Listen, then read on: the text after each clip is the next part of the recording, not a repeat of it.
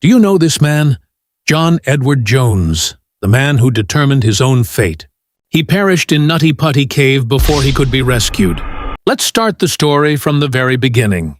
John Edward Jones was born in 1983 and grew up in Utah. He was studying medicine. Since his childhood, he had a great interest in and curiosity about nature. His father used to take him and his brother on explorations in Utah. Because his father took him and his brother on cave explorations, he possessed the knowledge and experience of a seasoned caver. He was living in Virginia at the time of the incident, but he had returned to his family for Thanksgiving. He wanted to experience an adventure with his brother and school friends, just like in the old days. He had taken a break from caving due to school workload and family reasons. He was married and had one child. On November 24, 2009, they set out for Nutty Putty Cave with a team of 12 people. The team was very excited. The first hour started out very fun. The team was carefully passing through narrow spaces. The team reached the largest room of the cave, known as the Big Slide. But John wanted to go to more dangerous and narrow places. Shortly after, he set off with his brother and a friend from the team towards the area known as the birth canal. The birth canal was indeed very narrow, and the team wanted to reach the wider chamber located within it. As he passed through the birth canal, he continued forward with the hope of reaching a wide area. But there was one thing he didn't know.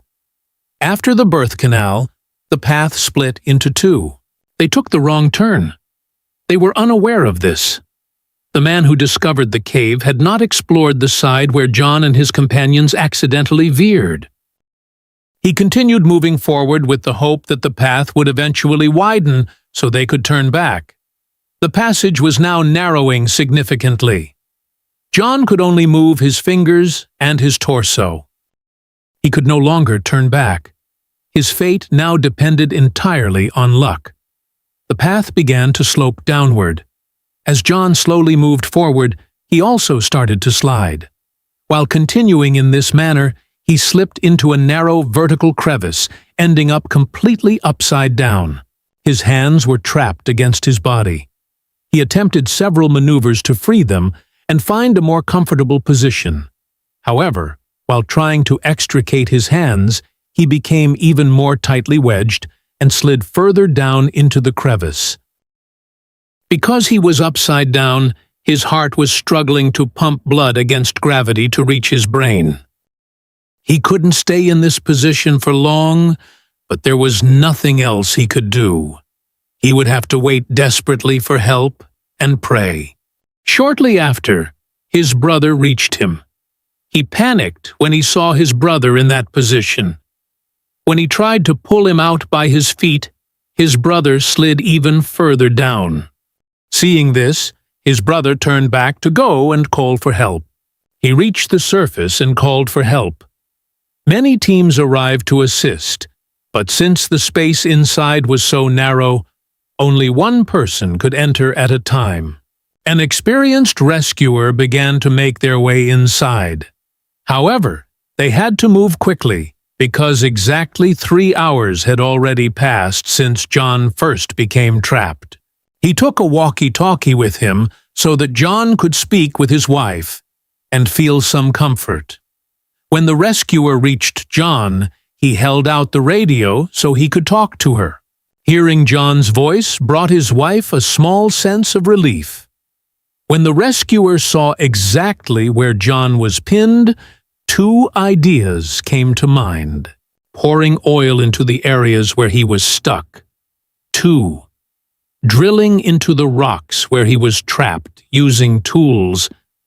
He returned to evaluate the analysis and provide the necessary information. He specified the required equipment and sent the other team back into the cave. After long and strenuous efforts, the team finally reached John. They called out to him, but his voice was faint. He had become completely exhausted. The team lubricated the rocks in an attempt to rescue John. The team tried to pull John out, but they were unable to move him more than a few centimeters upward. This time, They tried to drill through the rocks with tools.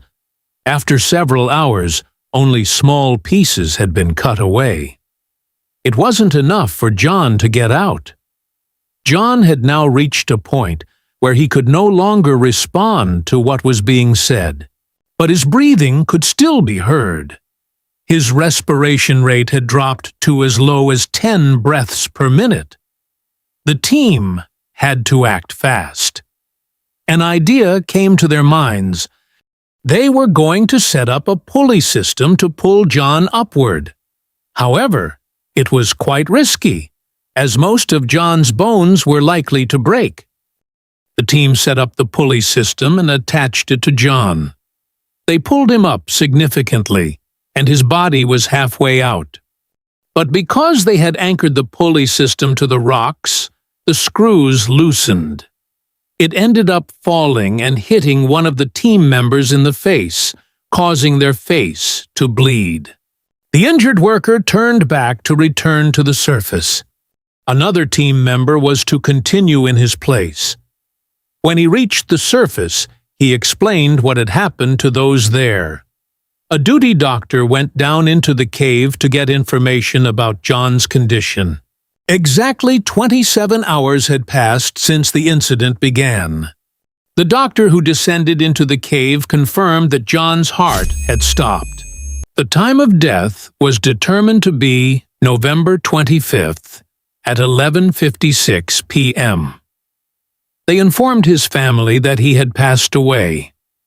The family, wanting his body to at least be outside, asked the team to recover John's remains. Despite all the efforts the team made, they were unable to retrieve John's body. Following this incident, the cave was sealed shut permanently. The entrance to the cave was sealed with iron railings.